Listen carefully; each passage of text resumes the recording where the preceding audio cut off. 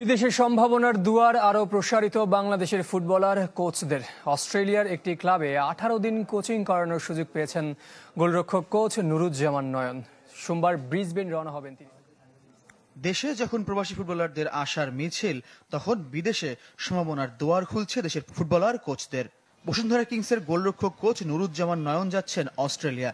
দেশের ঘরোয়া ফুটবলে আপাতত ছুটি, তাই অস্ট্রেলিয়ার প্রথম বিভাগের ক্লাব ওয়েলস এফসিতে 18 দিন নিজের অভিজ্ঞতা শেয়ার করবেন বাংলাদেশ দলের সাবেক এই গোলরক্ষক কোচ। নিশ্চয়ই জানেন যে আমি অস্ট্রেলিয়া থেকে গোলকিপিং লেভেল 2 করেছি এবং সেইখানে আমার যে ইনস্ট্রাক্টর ছিলেন ডিনমে, উনি হচ্ছে সেটার হেড অফ গোলকিপিং। সো আমার কাছে মনে হয় যে তার সাথে কাজ করা এবং তার সাথে সার্বক্ষণিক ফুটবল নিয়ে আলোচনা করা বা বিশ্লেষণ করা, এটা আমার জন্য একটা বাড়তি বলবো যে প্রাপ্তি।